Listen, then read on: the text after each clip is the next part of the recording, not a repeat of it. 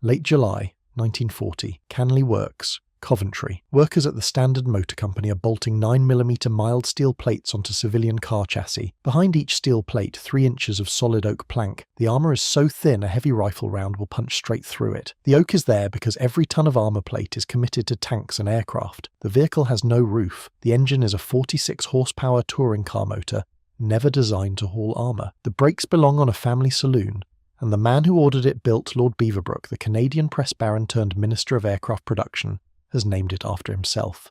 The Beaverette. It looked like a joke. Roughly 2,800 were built. It became one of the most produced British armoured vehicles of World War II. To understand why Britain built armoured cars from scrap metal and oak planks, you need to understand what Dunkirk actually cost. Between May 26 and June 4, 1940, the Royal Navy and civilian flotilla rescued 338,226 Allied soldiers from the beaches of northern France. The men survived. Their equipment did not. According to War Office records, the British Expeditionary Force abandoned approximately 64,000 motor vehicles, 700 tanks, 880 field guns and 11,000 machine guns on the roads and beaches. After the evacuation, the entire British Army at home possessed just 167 anti-tank guns. Ammunition was so scarce that not a single round could be spared for training. Equipment on hand was sufficient to properly arm only 2 divisions. Then came the invasion threat. On July 16, 1940, Hitler issued his directive ordering preparations for Operation Sea Lion, a cross-channel assault. The German plan called for 11 divisions in the first wave, landing between Folkestone and Brighton. The Wehrmacht assembled over 1,500 transport barges. Whether the invasion could have succeeded remains debated, but in the summer of 1940, the British government believed it was days away. On September 7, 1940, General Headquarters Home Forces issued the code word Cromwell, meaning invasion imminent. Home Guard units misunderstood the alert and rang church bells across southern England, the accepted signal that enemy troops had already landed. 3 Guards officers died driving over an unmarked minefield laid in the panic. Britain had the men. It had none of the weapons. The Home Guards swelled to over 1.5 million volunteers, but at its peak, roughly 739,000 of them had no rifles at all. Churchill wrote to the War Office demanding every man receive a weapon, even if it was only a pike. Civil servants took him literally and ordered 250,000 pikes, bayonet blades welded to steel tubes. The sticky bomb, an adhesive grenade meant to bond to tank armour, was just as likely to stick to the thrower. Churchill personally overrode the Ordnance Board's refusal to approve it. Other improvised weapons included the Northover projector,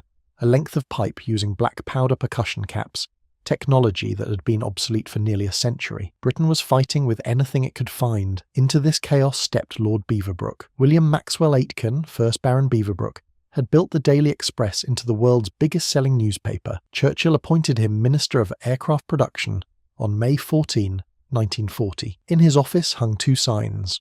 One read, "Committees take the punch out of war." The other read, "Organisation is the enemy of improvisation." His results with aircraft production were extraordinary. In his first 4 months, fighter output more than doubled compared to the previous period. Sir Hugh Dowding, head of Fighter Command, later said that Beaverbrook gave them those machines, and that no other man in England could have done so. But Beaverbrook saw his role as more than building aircraft. He wanted to protect the factories that built them. That meant defending airfields and production sites against expected German paratrooper attacks. There were no armoured vehicles available. So Beaverbrook went directly to Captain John Black, managing director of the Standard Motor Company. Standard happened to have roughly 500 unsold civilian car chassis, sitting idle after peacetime production was halted. Beaverbrook's solution was simple.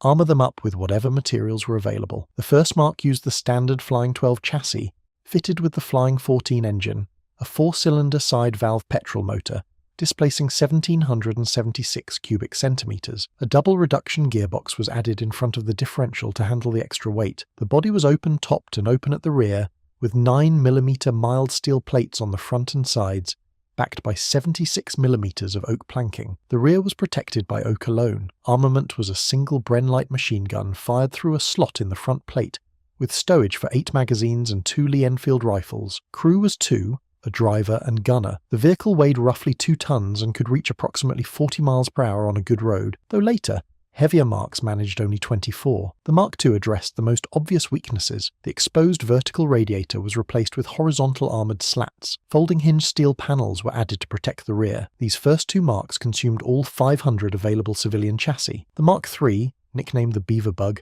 was a complete redesign on a purpose-built shortened chassis. It was fully enclosed with roof armour and a one-man turret. Armour was 9mm of steel throughout. Turret options included twin Vickers K machine guns, a single Bren, or the .55-inch Boys anti-tank rifle. Some received No. 19 radio sets. The crew expanded to 3. The Mark IV refined the glacis plate design to improve driver visibility, and increased front armour to 12mm. Production moved at remarkable speed. The first vehicles rolled off the line in late July 1940, barely 2 months after Beaverbrook took office. According to production records, 2,250 units were accepted in 1940 alone, with a further 558 in 1941. Production ceased in 1942, with a total of approximately 2,800 vehicles. Now, before we get into where these vehicles actually served, if you're enjoying this deep dive into British wartime improvisation, hit subscribe. It takes a second, costs nothing, and helps the channel grow. Right, let's get into the operational record. The Beaverette was conceived for airfield and factory defence, and that is where it served.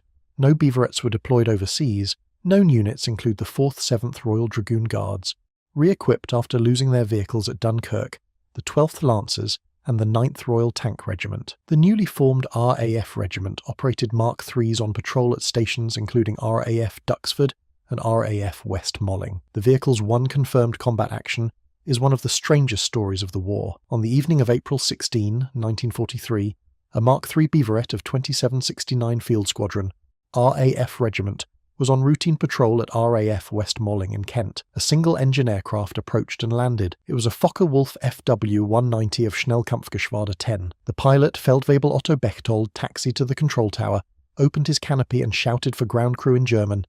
He had mistaken West Malling for a Luftwaffe airfield. The Beaverette driver immediately swung the armoured car into the aircraft's path. The gunner jumped out and pushed the rudder hard over. Bechtold surrendered. The intact fighter was repainted in RAF colours and test flown at Farnborough, yielding valuable intelligence on German aviation technology. Minutes later, a second Fw 190 landed. Its pilot, Lieutenant Fritz Setzer, realised his mistake and tried to take off. The Beaverette commander opened fire with the twin Vickers K guns. The aircraft slewed off the runway and caught fire. Setzer was captured alive. 2 more German fighters crashed nearby that same night. An armoured car built from scrap metal and oak had captured a frontline Luftwaffe fighter and forced a second into a fiery crash on takeoff. According to Wing Commander Peter Townsend, the famous Battle of Britain ace who accepted the surrender, the whole affair was over in minutes. The comparative picture puts the Beaverette into proper context. The Daimler Dingo scout car, which entered production around the same period, carried 30mm of front armour, more than 3 times the Beaverette's protection. It could reach 55 miles per hour, had 4-wheel drive, and featured 5 forward and 5 reverse gears. Over 6,600 were built. The Humber armoured car carried proper turret-mounted weaponry and real armour plate. Even the 1914 Rolls-Royce armoured car managed 45 miles per hour, making it faster than a vehicle designed 26 years later. The Beaverette was not competing with any of these vehicles.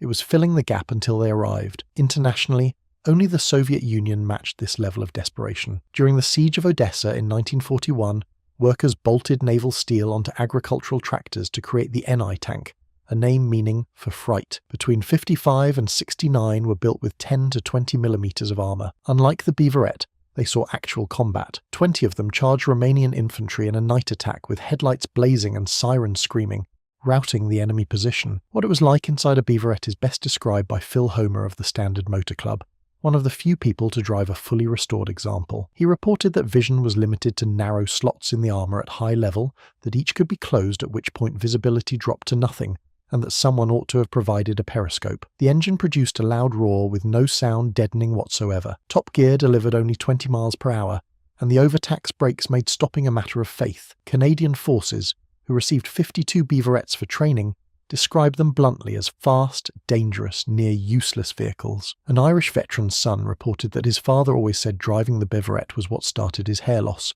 Ireland purchased 30 Beaverettes in 1943, designating them Mark IX armoured car, and operated them for over 20 years until retirement in 1965, the longest operational career of any Beaverette. New Zealand built 208 of its own variant on Ford truck chassis, with armour salvaged from scrapped merchant ships. Today, only a handful survive, including examples at the Imperial War Museum Duxford, the Tank Museum Bovington, and the Cobberton Combat Collection in Devon. Field Marshal Alan Brooke, who commanded Home Forces in 1940, was scathing about the entire concept. He argued that individual factories could never have held out against a proper invasion, and that the armoured cars diverted scarce steel from tank production. On the military merits, he was right. The Beaverette was too slow, too fragile, and too limited by its civilian origins to be a real weapon of war. But the Beaverette was never meant to win a war. It was meant to survive the summer of 1940. Newsreel footage of hundreds of these vehicles training across the countryside told the British public, and any watching German intelligence, that the island was bristling with armoured cars. It gave thousands of soldiers their first experience of armoured vehicle operations. It embodied the principle on Beaverbrook's office wall: organisation is the enemy of improvisation. In the summer of 1940, Britain had almost nothing on land: oak planks and scrap steel and a 46 horsepower engine built for Sunday drives. From that, British engineers and factory workers produced 2,800 armoured vehicles in under 2 years. The Beaverette was absurd, inadequate, and occasionally dangerous to its own crew, but it was there when nothing else was, and 2,800 of something is better than 0 of something perfect. That is the story of British engineering in 1940.